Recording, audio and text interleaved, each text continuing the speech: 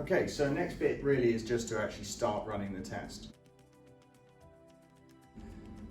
Okay, so we've got a configuration imported which we can make available. This configuration is giving us the communications between the MCM. It's also setting up the hardware, but that is something that I'll show in a second is really easy to do. So with this new RTS system, instead of traditional AutoMeg where you have to tell the software what hardware you've got connected, RTS kind of works the other way around. The main control unit, the MCU inside here, first thing it does when it powers on is it goes and looks what's out there. So it talks to all the modules, talks to everything, and goes, right, okay, I've got this card, this card, this card. And it actually then passes that to software. So what we can do, if I go to the hardware config screen, okay, top one, that's also the MAC address of the MCU that it's talking to. So that will be brought in automatically. But what's really nice here is we can actually delete these remote devices. So there's a button to delete all of them, because you may have hundreds of them. So I'll delete all remote devices. And then you can see everything will have gone there. That's it, main rack satellites left. You can hit discover, and it will then bring back everything that it can find. So this is a really good way. You can see I had 4 in there and now it's gone down to 3. This is a really good way of just making sure that all of my things have been found here. So I can see I've got 3 NSATs there. There's also this button here. So this button is the illuminate button. It will then turn the LED on. So let's say I want to actually find one. So I want to find the NSAT with that ID in the system. Hit that button and the LED goes on blue. Now again, it's not very visible on camera, but that actually is quite visible. It's purely the way the camera's doing it. So that's gone to a blue color, and you can see immediately. When you've got hundreds, really useful feature, so you can see where they are if you need to find a specific one.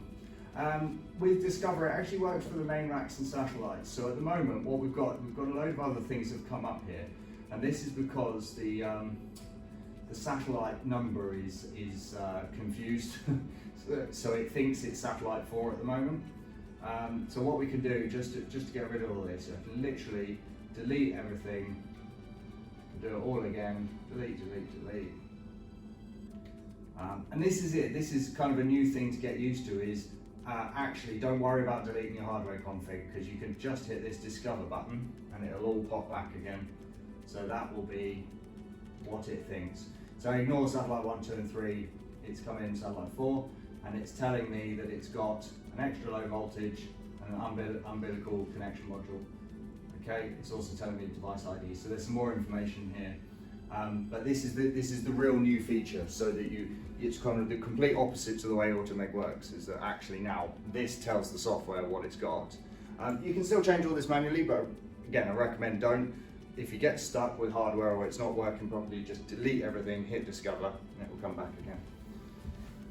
Okay, so I'm going to apply that, make sure that stays. Rest of this, it's all been set up in the config. These are quite important, so the ports and the IP addresses. I'm going to do a separate sort of talk through video or screen capture at least on how to set up your own laptop to run the software. So one of the key differences, instead of having the PCI card that the test console PCs have, we actually just run directly from Ethernet, but it does mean you need to set your laptop to have a static IP address. So I can show you how to do that really easily.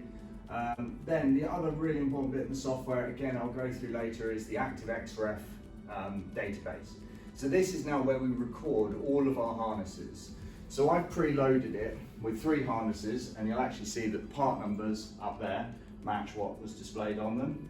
And inside these we'll find the pinouts, so we'll find the mapping between which pin of the unit under test and which test point, so what we call the XREF.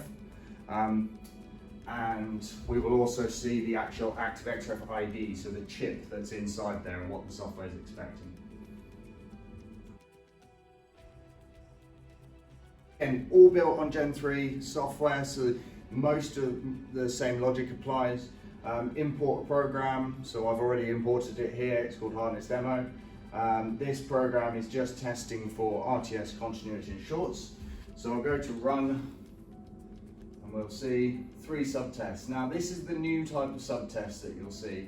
real-time scanning. So we've literally created a whole new type of subtest that does basically, so real-time scanning test will try and do the test as quick as possible. This is the new feature. You can still, with RTS, still run your basic continuity and short circuit tests.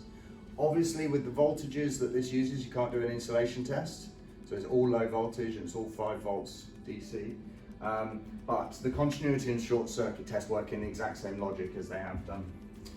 So I'm going to run all 3 now and we'll see what the RTS test looks like. Okay, so first thing that's come up, we've got 3 connectors. So our test screen is always grouped by the identifier. So ident suffix reference, ident, we've called them 3, 4 and 5 because that's what they are on their wiring diagram. So these will be labelled up, con3, con4, con5. Okay, reason we've got failures here, so we can dive into it. So each one of these connectors, if you hit connections, you can then see the individual test results. So you can see they look really static at the moment. The reason that is because they're actually, you can see that one just moved there, is because it's actually getting the same result every time. But this test is running as quick as possible, so it's just running, it's literally cycling through all these connections as fast as it possibly can. We're approaching 1,000 test points per second. I'm saying approaching, it all depends on how long a cable you've got, depends on how many devices, obviously how many wires doesn't depend, but more devices to scan and things like that for active X-ray. So it is, again, system configuration. If I go up to the top here, we can see the 3 ones that have failed are going to be the 3 banana plugs. So if I grab 3 banana leads, what we can do is we can hook these up, correctly coloured leads. So if I go red to red, we should see, there we go, one of them, second one down there, switching from failed to pass. Okay, and that really does show the speed of the system. Okay, same with black to black one, and top one is now going from failed to pass. To connect it, and the last one, boom. So when we connect this up, what we're now expecting to see, you can probably see here that we've got red light on here. So we've got green light on here because all of these connections are passing. We've got a red light on here because one or more is failing. And we've also got a red light on this one because one or more is failing because it's the wire from there through here. So when I connect the blue to blue, we should then get full pass. We can see on the screen the whole connector is now reported as passed. Okay, and we can also see these lights here, so both of these modules will be going from red to green as we connect the connector up. That's everything for RTS as it is. There's a more advanced feature which I'll do in a separate section where we can actually use probe to sort of help guide the wiring process. But to use the system in a sort of traditional e-tester system, we can start RTS. The really important things about it is it's all low voltage, it's all 5 volts. So these are completely safe. You can see, you know, it's testing at the moment, but I can touch that, there's no problem. Same with everything here is plug and play. So if I remove a nano satellite, so I'll remove it at the interface cable end, you can see the LED goes yellow to say I'm not testing anything anymore. The software has now told me untested because it can't test from here to here. And in fact, all of them have become untested because this is all the connections at one end. Okay, I can move this and I could introduce the microsatellite.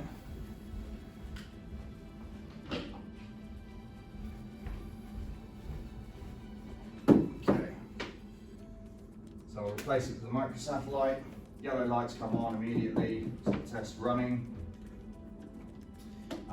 Plug the interface cable in, and we get green light straight away on it, telling us that's passing.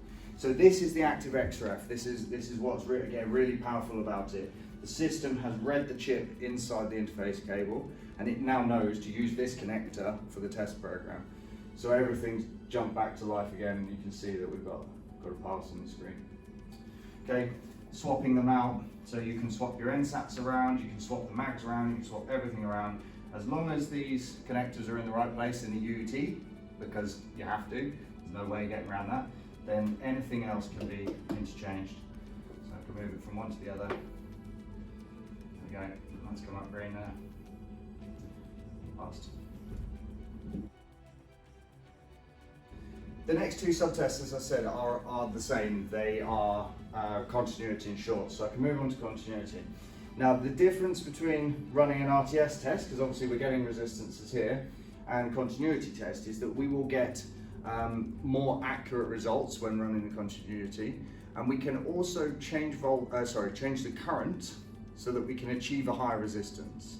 So if we were to add 2 kilo ohms, let's say, between the banana plugs, in RTS mode it will say open circuit because it can only test up to 20 ohms, but in continuity test it can test up to 2 kilo ohms, so it will measure that and tell us that that's it. Obviously, if your pass-fail limits are set to, greater than minimum, it will say pass. If it's saying less than 20 ohms, it will say fail, but it will actually give you a proper measurement. So that's the key difference between these two.